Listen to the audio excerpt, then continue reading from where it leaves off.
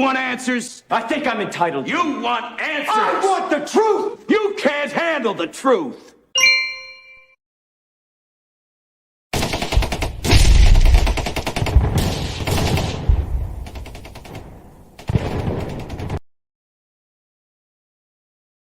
Welcome back to the Prepared Mind channel. It's the start of the week. It is Monday, and folks, we had a great Sunday Night Live discussion about what is happening out there. And since our discussion last night, many news stories have come up, many new things. This is incredible, folks. Oh, yes. There's no defense like a good offense, and there's nothing more offensive to civilians than HTF. But yeah, this whole defense, offense, empires, folks, empires. The Roman Empire wasn't the only empire of the time.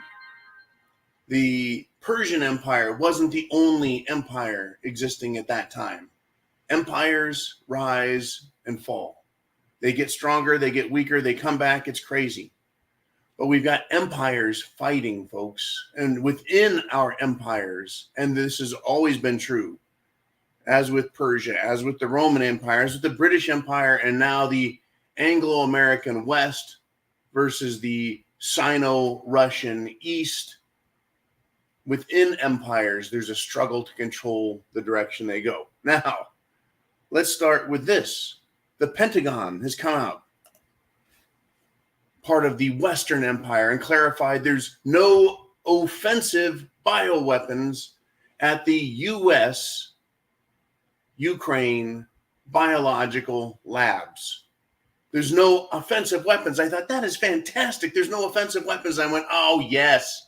Yes, this is called empire speak. Or I'm in power and I'm going to lie if I feel like it. So did anyone at this news conference follow up with, well, what about defensive weapons? Do you have any defensive weapons in the West, in the Ukraine? Folks, defensive weapons are weapons of deterrence. They're classified as defensive, kind of like the nuclear arsenal. Is it an offensive arsenal, or are nuclear weapons primarily defensive, classified as defensive, and used as deterrence, right? It's not that you're going to use them, but if attacked, you can use them as a defensive weapon. It serves in a defensive purpose. So, Pentagon, you may not have any offensive bioweapons, but are you using what you have there as a deterrent, or attempting to use it as a deterrent, because Russia did enter Ukraine? I'm sick, folks, of the lying and the dodging of questions, right? The parsing of words at their level. You see an empire that is dishonest, that has to sneak around, has to lie, and hide behind the skirts of women and children in Ukraine and other places, while bombing women and children in other places. You know, drone wars in the Middle East, bombing marriages and weddings and birthday parties. And I'm sick of lying and dodging of questions. They're cowards, they're liars, and they're thieves if they won't be honest with us. And folks, they're not being honest with us. Facts speak loudly in this case. Now, so the U.S. propaganda was they don't have any offensive weapons.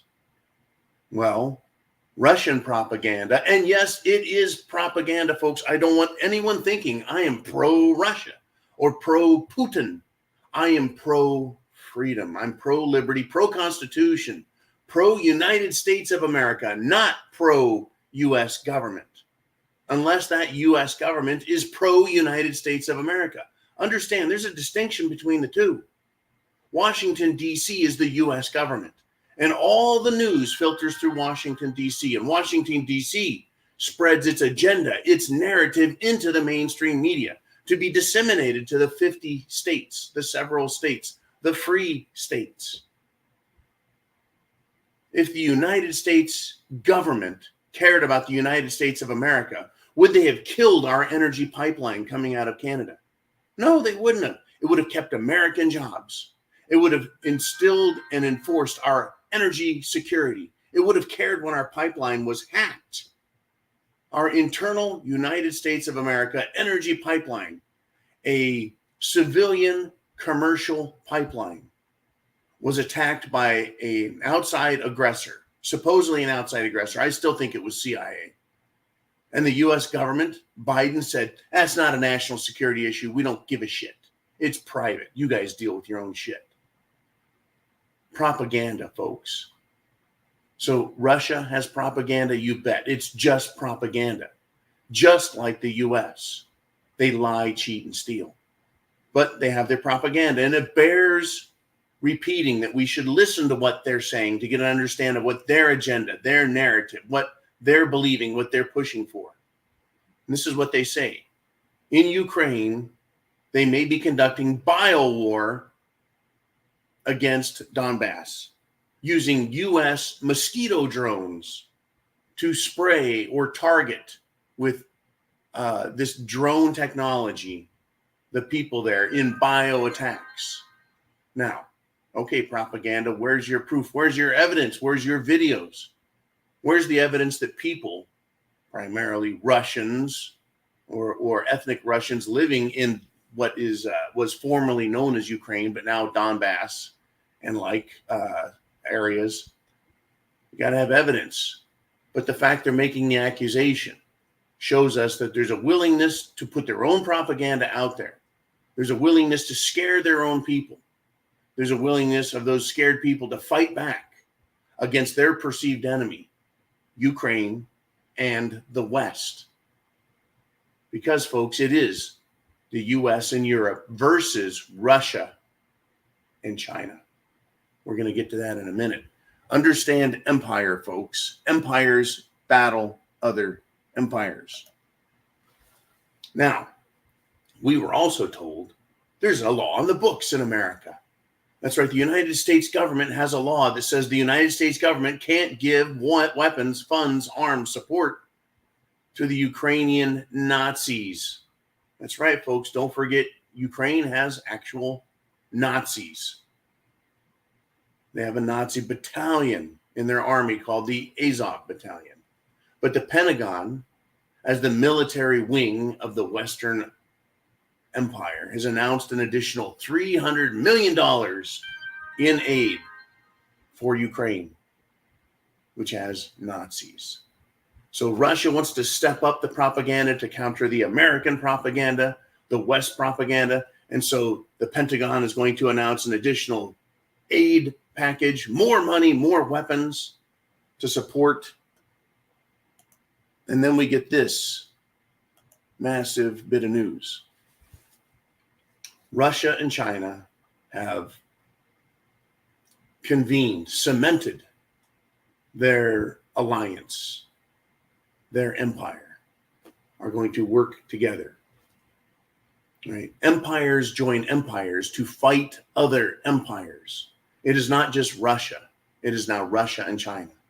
Now, India and China have a beef over Kashmir, the Kashmir district. They have a beef over it. They have a fight. They've had skirmishes. Now you have 1.4 billion people versus 1.1 billion people with India. It's essentially 2.5 billion people, folks. A third of the world's population between India and China. Can they resolve their disputes? Well, both are going to get their energy, their gas, their oil, their nuclear from Russia and Russian allies like Uzbekistan and Kazakhstan. Uzbekistan and Kazakhstan both producing uranium, nuclear energy. And China has a massive number of new nuclear power plants that will be coming online in the next 10 years. They need uranium. And I don't think it's going to come from the United States. It'll probably come from Russia, Russia, Uzbekistan, and Kazakhstan. But empires are joining other empires, folks.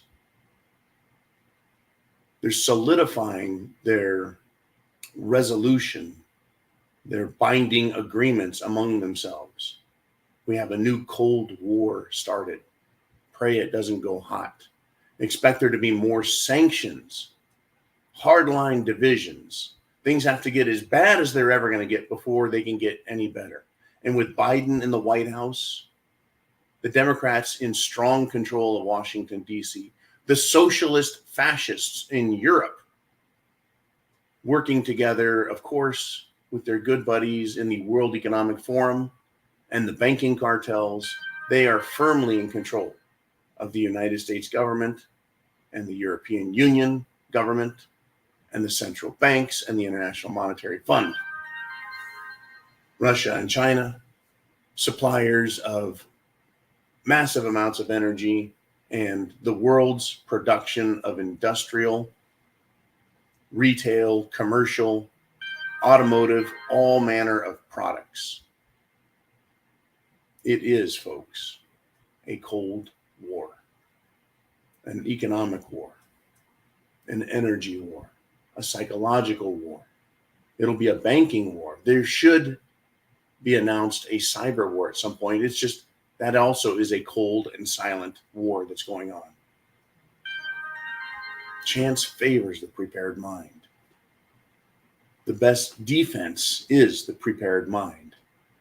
And in the event it goes Mad Max and hot, you also have the ability to become your own defense offense. Because remember, just like our countries, our best defense sometimes, regrettably, has to be a good offense. As above, so below. If it's good for the goose, it's good for the gander. Shouldn't things work the same on all scales, both large and small? And as the people, this is our country. We're supposed to be the owners of it, even though we are the small and we have rights, liberties, freedoms, our Constitution, our faith. So don't lose faith, folks. Semper Fi, always faithful, and Godspeed to you.